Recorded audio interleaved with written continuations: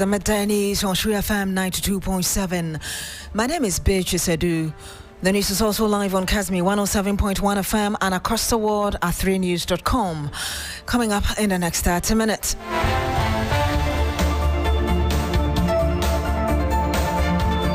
Human Rights Division of the High Court strikes out Chief Justice Tokonu's application for judicial review, describing it as an abuse of the court processes.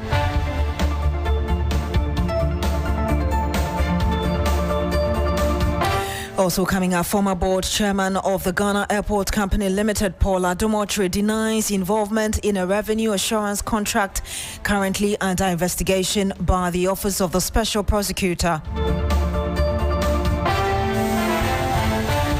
And much later on the program, NDC conduct balloting for its upcoming parliamentary primary in the Akwatia constituency ahead of the September 2 by-election.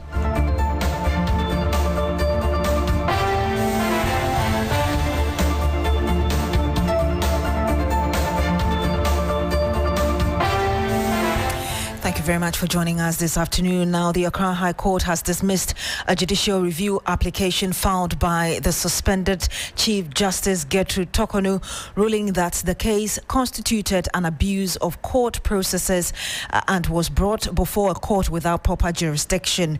Justice Tokonu, who is currently the subject of impeachment proceedings under Article 146 of the 1992 Constitution, had filed as a certiorari application seeking to quash the ongoing process. She argued that impeachment proceedings violated her fundamental human rights. The presiding judge, Justice Kwame Amwako, in his ruling held that the court lacked the jurisdiction to intervene in the matter and emphasized that the application mounted to an inappropriate use of the judicial process. Sisters Donolo is my colleague who is in court following this. He joins us live on the line. Sisters, just tell us how it all unfolded. Yes, Beatrice, you will recall that the Chief Justice in a press conference a month or so ago lamented to the entire nation how she had been subjected to some inhumane treatment when she went to appear before the committee to respond to the petitions that had been brought against her. You know, she recounted how she had been searched and she said the search was not proper. She also recounted how she believed that they had withheld the authenticated copies of the petitions which stand in her name or against her. They had withheld that from her, and she thought that she needed copies of those petitions so that she would be able to respond to them, knowing that these were the actual petitions that were against her. So all of that culminated in that action that she brought before the Human Rights Court, asking the court, number one, as you said, to quash all the proceedings that had already been held. Because she said that at the time those proceedings were held, she did not have the authenticated copies of the petitions and the answers to those petitions. And also, she thought that she was not given, because she didn't have that, she was not given the opportunity to be heard fairly and justly, as you would say.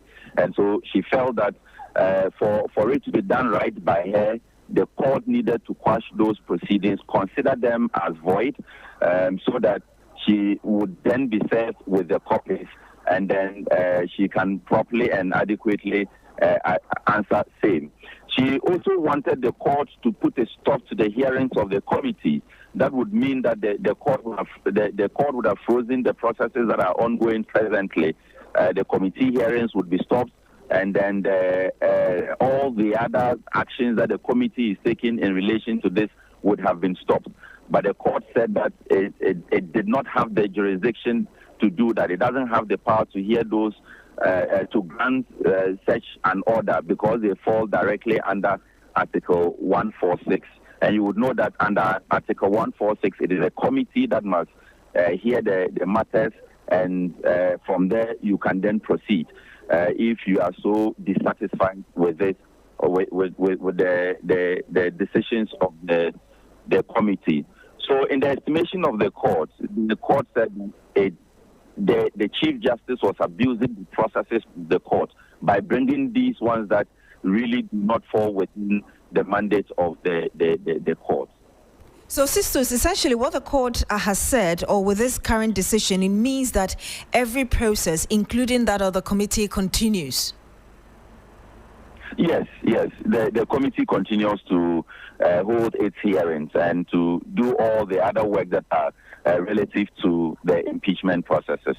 Again, you said that the court argued that it didn't have the jurisdiction, as it were, to look at the case brought before before it by the Chief Justice or the suspended Chief Justice, and that per Article 146 it has to be the committee. Does it also mean, or could it be that the Chief Justice could climb higher from the High Court to maybe the Supreme Court, since it has the ultimate powers of interpreting the Constitution? There are two things here, Beatrice. The first thing has to do with the fact that the Chief Justice is complaining that she was not served the authenticated copies of the petitions. So, if you recall the press conference that she addressed, she said she had requested for the original copies or authenticated copies of the petitions that had been sent the presidency, and those were denied her. Again, when she went to the committee to be heard or questioned on the petitions, the committee took her through a bodily search, and which search she considered to be evasive at the press conference. Those were the problems that she raised at the press conference.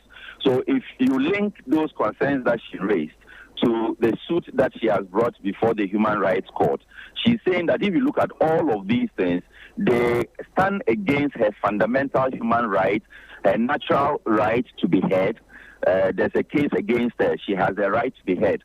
And the only way she can adequately be heard is if she has access to the petitions that stand against her. But the copies that she has are not copies that are coming from the committee itself, the Justice for Amman Committee itself. They are copies of the petition that probably were flowing around, and she got copies of that. But she wanted authenticated copies of the petition to show that these are the ones that were presented to the president asking for her removal, and these are the ones that she's responding to. But that had not been done. That is the reason why she went to court. Thank you so much, sisters. With the court, asking the court to stop the processes of the Justice for Amman Committee is also what the court is saying, that it is beyond its authority, because all of those proceedings fall directly under Article 146. And so the court thinks that it does not have the authority to get into those proceedings, and for that matter, to try to stop the proceedings and to quash proceedings that have already happened. Thank you very much, Sisters Don Willow, for that comprehensive report. He's our man and my colleague currently following the suspended Chief Justice case at the High Court. Let's speak to Austin Kwabena, Braco Powers. He's a private legal practitioner. Good afternoon to you, sir. Thank you so much for joining us. Good afternoon. I'm sure you heard the narrative, as it were, from our court correspondent, but how does the court's description of the application as an quote-unquote abuse of court processes affect the legitimacy of the Chief Justice Gertrude Tokonu's case? I think this is one of many actions the Chief Justice has brought, particularly challenging the committee itself, the Amman Committee, as set up by the President, pursuant to Article 146, and also about the fact that she had not been given proper hearing, or she has not been given the requisite facilities to be heard before the committee. I think this one is just one of I wouldn't say it's a major setback, because usually you have to try a lot of other means to make sure that to be properly heard. But what we need to be mindful of, and as your colleague outlined, the court was clear that one, the process itself, the action itself was abuse of the court processes. And what you mean is that, already the suspended Chief Justice has an action as a case before the Supreme Court. And some of the relief that she was sitting before the High Court, before the Supreme Court. So on that basis, the High Court could not have gone ahead to make determination on matters that are before the Supreme or the Superior Court, the major court, or as we normally say, the apex court. So the High Court could not have assumed jurisdiction over those matters.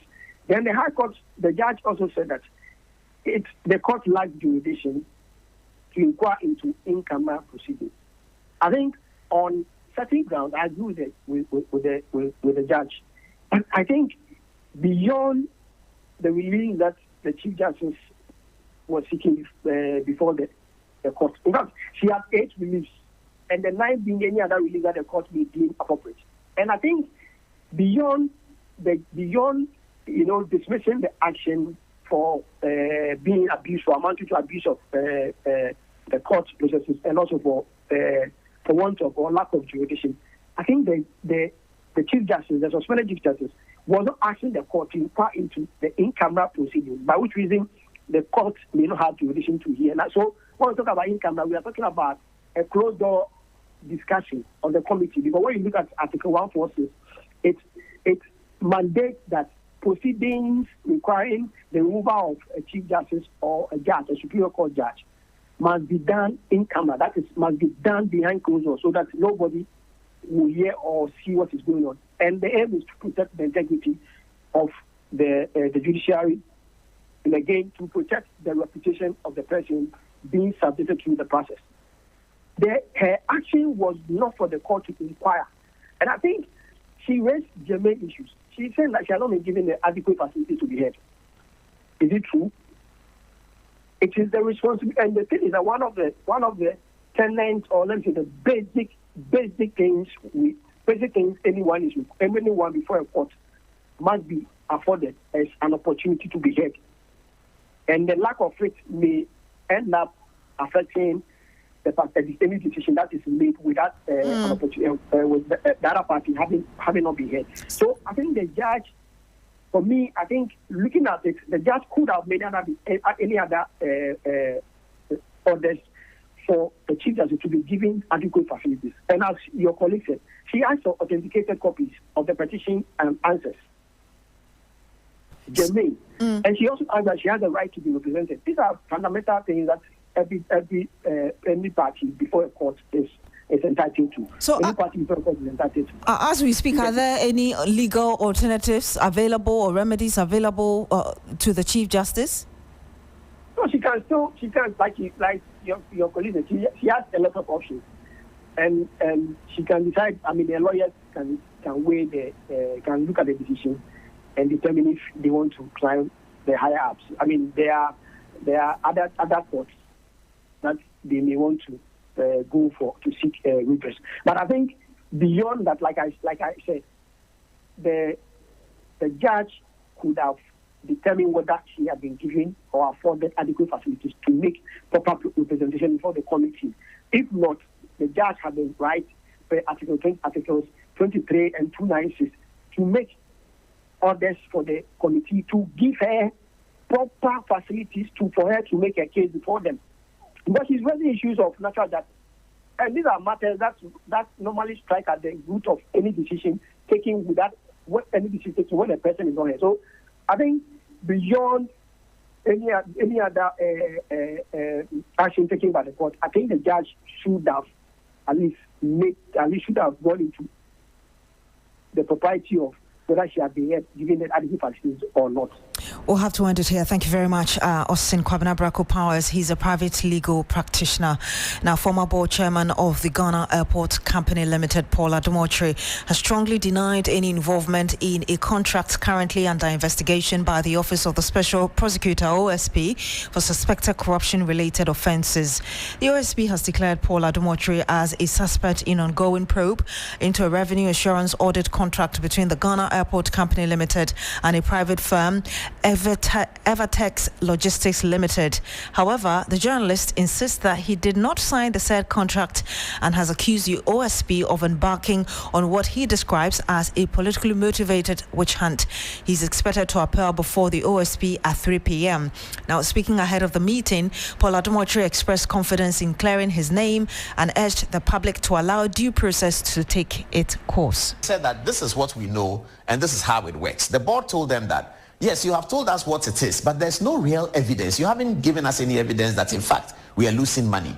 And then they said that to do that, we have to work with your management to come and tell you, because we need access to your systems. When we get access to your systems, then we'll be able to tell you in the things that are the revenue that's happened already. So today is July. They will take last year's revenue and show you that this revenue that you got 1 million cedis, you could have gotten 3 million cedis. This revenue that you have 2 million cedis could have gotten 6 million cedis. So the management gave them that, and then they did that. And then the management brought them to the board the second time and said that people have finished their work, so let the board hear them. So the board heard them. And then they seem to know what they are talking about. They seem to show that, yes, revenue was lost and revenue can be gained. So the board told management that, okay, go ahead, which is also normal. The board tells the management, MD and your people, go ahead and work with them and report back to us. So they did, and they went to work with them. And then we continue our meetings. I had forgotten about it. I don't know anything about it. It was Manasseh Azuri who told me that the contract had been signed by the managing director on 4th of December, 4 days or 3 days to election. And I said, well, okay, I don't know. I didn't know. This conversation is about 2 weeks ago. I didn't know whether the contract has been signed. I didn't find out whether the contract has been signed because it's not necessary. The board has finished its work. Whatever management does, if the management need the board again, they'll come back to the board. And you had the journalist and former board chairman of the Ghana Airports Company Limited, Paul Adu. Now, Parliament has approved a request by the government to dedicate all oil revenues and mineral royalties to the Big Push program. The House on Wednesday also approved a multi-year commitment for selected road projects under the Phase 1 of the program. Christian Yale reports. 2025 to 2028, government has resolved and dedicated all oil revenues and mineral royalties to the program. As such, an amount of 13.8 billion Ghana cedis allocation has been captured in the 2025 budget and has been approved by Parliament. This so much talked about push is neither balanced nor big nor strategic. I say this because, Mr. Speaker, I believe strongly that it's just a political program rather than economic efficient program. One, Mr. Speaker, the list of programs of roads is heavily skewed towards certain regions in the country. So you think that just because there are more people in Accra and Kumasi, we should spend all our money in Accra and Kumasi? Reset means that we are taking road infrastructure to every part of the country. And if you don't like it, you can do whatever you like. When you come back, you can decide not to do road there. We shall take road everywhere we like. Let me repeat once again.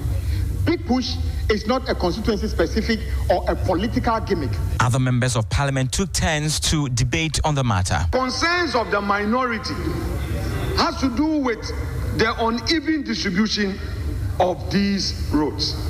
I have seen the list, quite a number of them. Sometimes we, the politicians, we try to pretend, but the reality is always a reality. Some of these roads were started under Akufo-Addo. They've not been completed. You are continuing. That is governance, and I agree. I will not stand here and critique you for that. But it should not be created, the impression should not be created as though it is a certain big push, big push, big push. What are you pushing? We plan to do more. He was asking where we're pushing. We're pushing on all the roads of this country. That's where we're going to push. When we finally finish fixing the financial mess that we have inherited, and we sort out the debts that we have inherited, and we begin to make significant savings, I can assure you that your complaint about discrimination will be addressed. At the end of debate, Parliament unanimously approved a request for the multi-year commitment for selected road project under the 13.8 billion cedis Big Push Phase 1 program. Christian Yale, TV3 News, Parliament. Honourable members, obviously.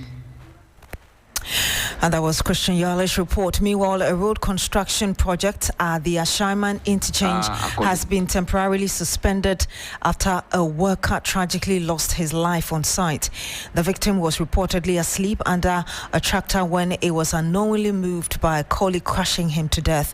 Beatrice Adu has the rest of the story. Where that a colleague was sleeping beneath a vehicle moved it, fatally crushing the man. The project, which focuses on rehabilitating the severely deteriorated roads in the area, has since been suspended following the incident. Municipal Chief Executive for Ashaiman, Freeman Chepo, says work will resume once road pacification rights are carried out. Friday, when they came back from break, one of the workers was sleeping under the machine, and the operator didn't know about the presence of the person under the machine and moved the machine.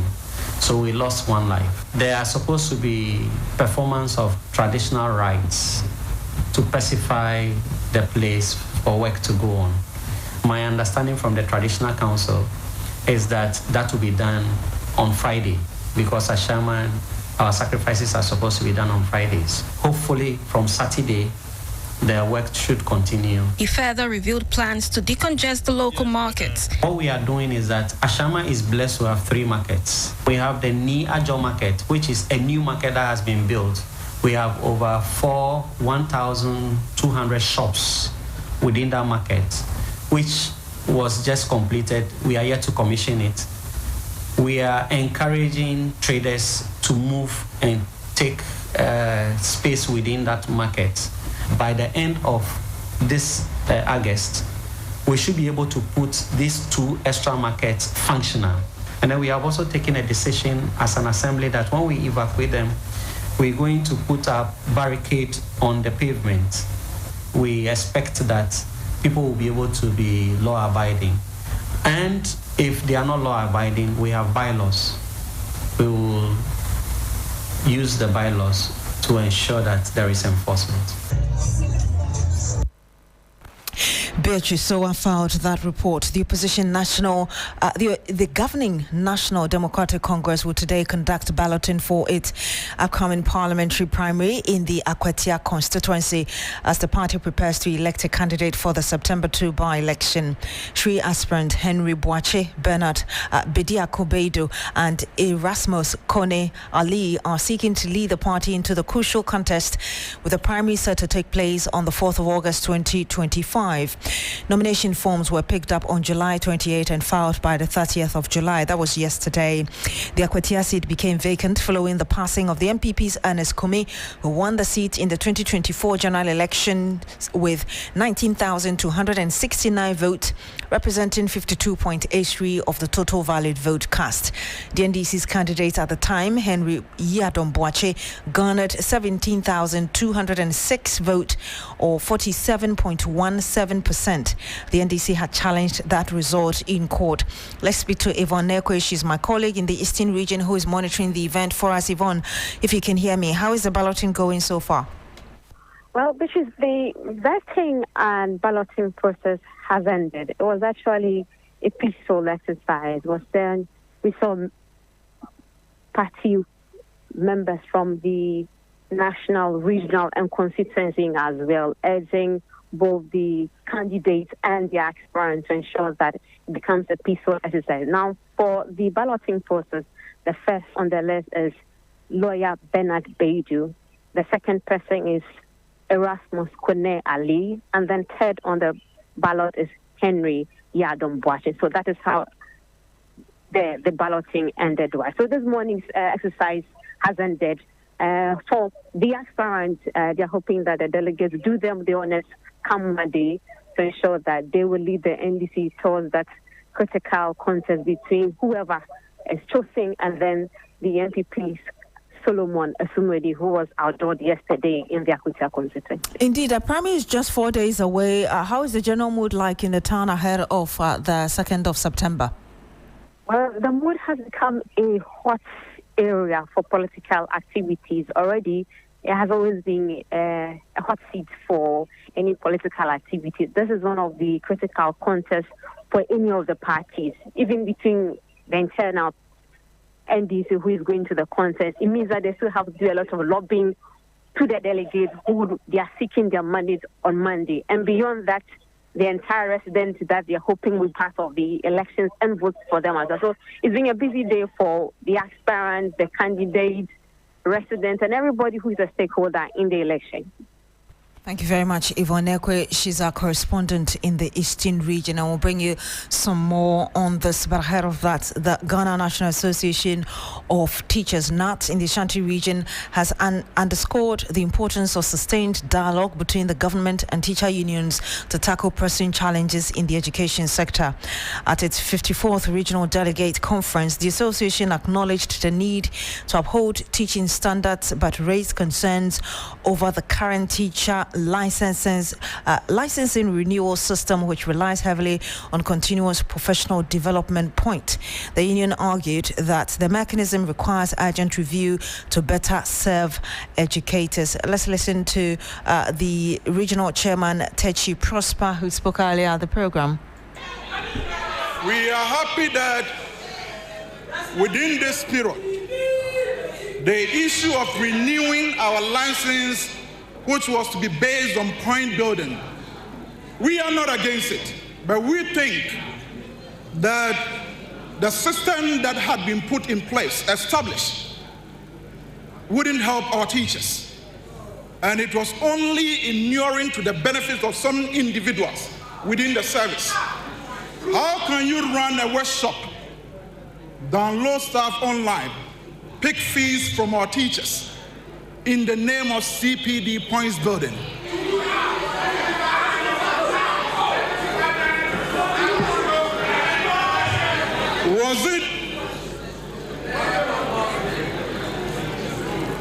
Was it about extorting our teachers or catering for the professional needs of our members?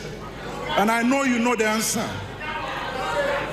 Today, your licenses have been renewed.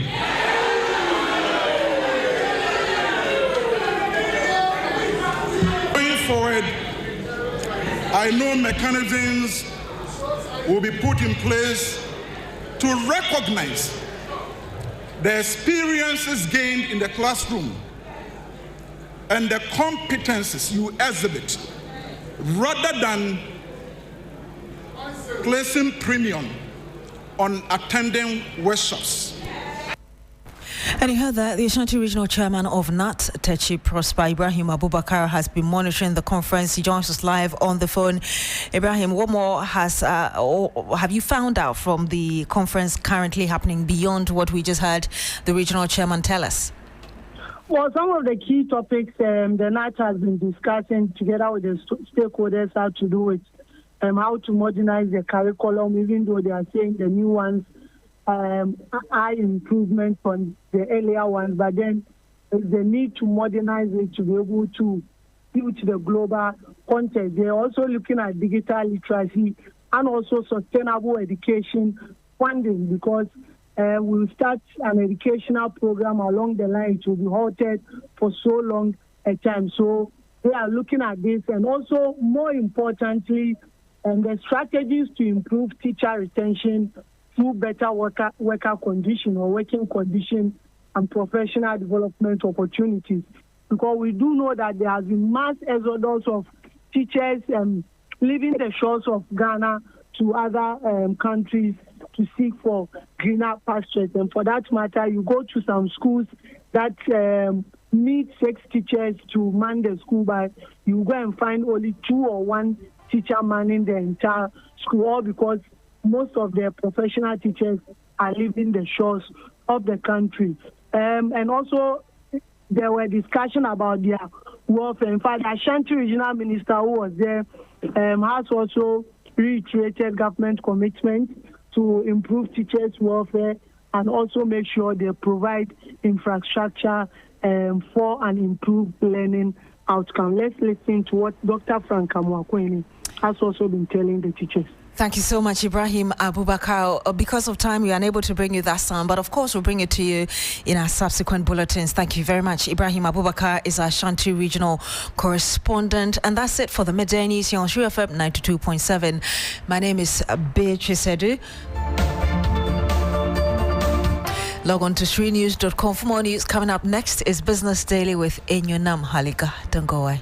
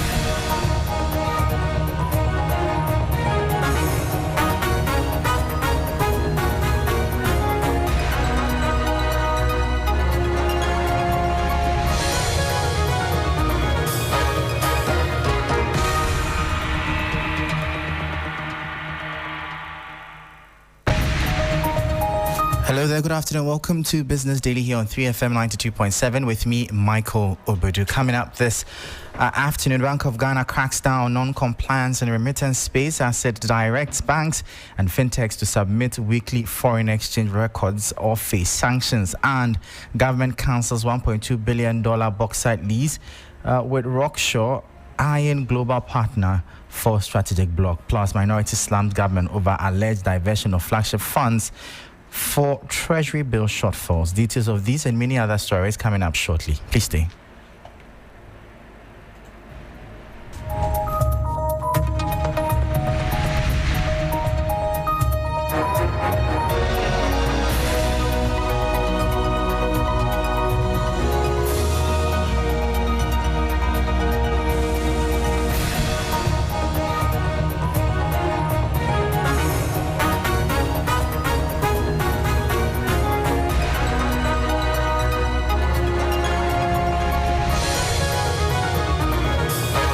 Thank you so much for your time. Before we go into our top story for today, news just coming in, and my colleague Beatrice has the details. Beatrice. And very briefly, Medco VRO, we understand, has withdrawn services in the Greater Tamale Metropolis effective today, the 31st of July, following attack on staff on Thursday, that's yesterday, the 30th of July. And we are understanding that official vehicles of VRO Medco were stopped and seized by residents. Some drivers allegedly assaulted. Now, information that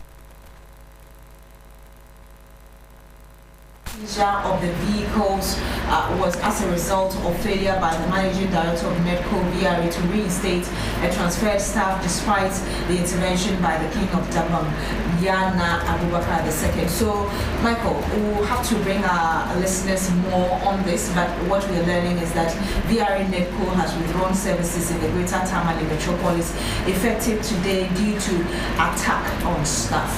Thank you so much, Beatrice. We'll bring you details of that story later in our subsequent bulletins. But financial economist raises concerns over Bank of Ghana's high policy rate, citing impact on production. Meanwhile, BOG Governor Dr. Johnson Esiama signals more rate cuts ahead as monetary policy of the Bank of Ghana lowers policy rate by 25% on strong cedi and slowing inflation. Now to our top story. A senior fellow at the Africa Policy Lens, APL, Dr. Beatrice Adu, has expressed apprehension regarding the Bank of Ghana's current high policy rate. Speaking on the matter, Dr. Beatrice Adu indicated that a prevailing rate of 25% is not conducive to stimulate production within the Ghanaian economy. He highlighted that such a high rate could potentially hinder business expansion and investment, ultimately impacting overall economic growth and job creation.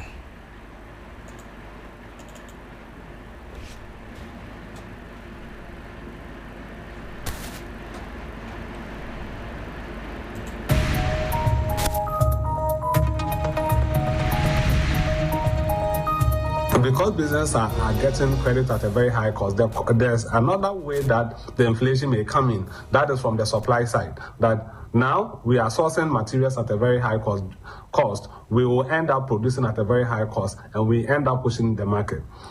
Another problem we are likely to face is that you will go to the market, the goods are there, but you will not have the funding you will not have the money to buy those goods. The government should understand. The governor should understand that.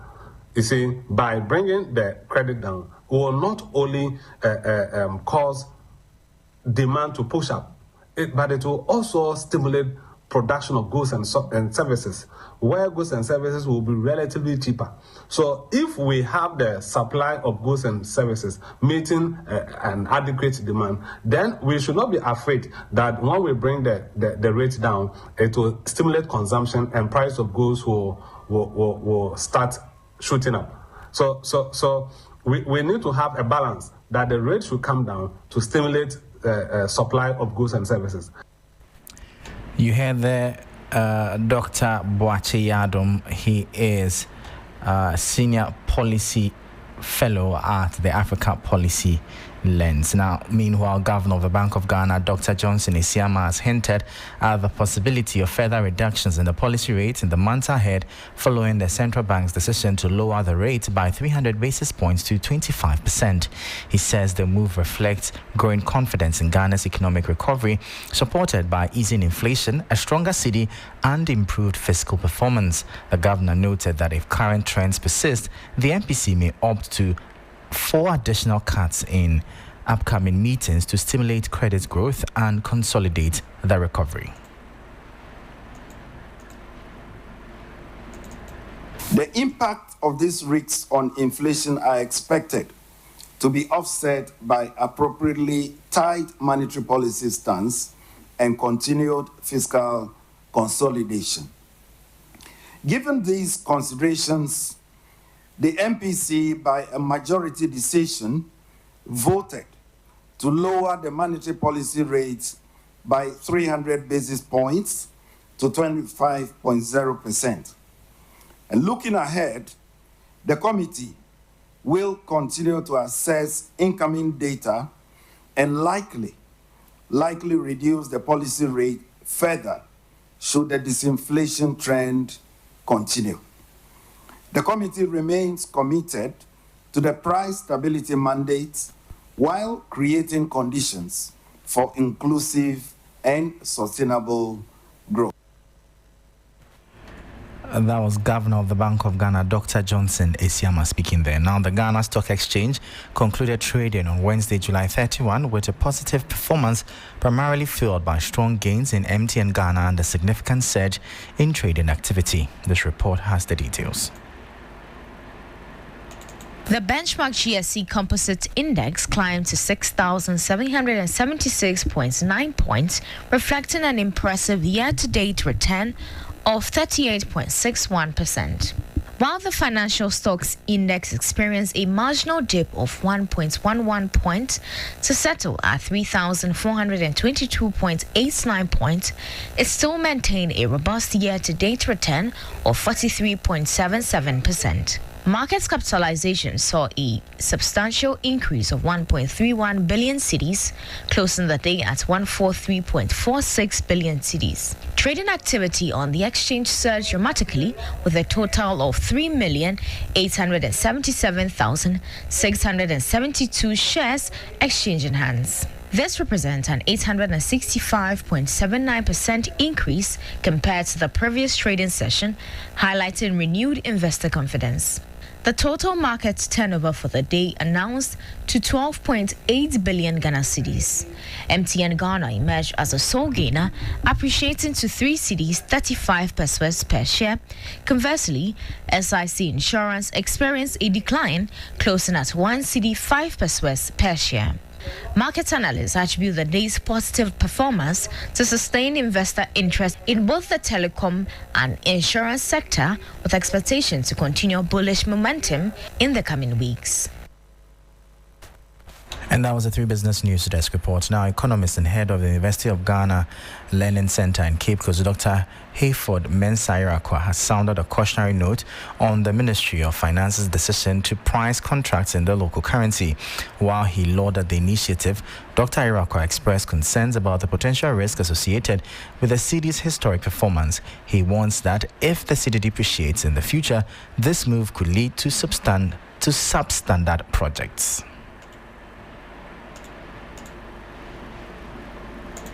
Because businesses are getting credit at a very high cost, there's another way that the inflation may come in. That is from the supply side. That now we are sourcing materials at a very high cost. We will end up producing at a very high cost, and we end up pushing the market. Another problem we are likely to face is that you go to the market, the goods are there, you will not have the money to buy those goods. The government should understand, the governor should understand that. You see, by bringing the credit down, will not only cause demand to push up, but it will also stimulate production of goods and services, where goods and services will be relatively cheaper. So if we have the supply of goods and services meeting an adequate demand, then we should not be afraid that when we bring the rate down, it will stimulate consumption and price of goods will start shooting up. So we need to have a balance that the rate.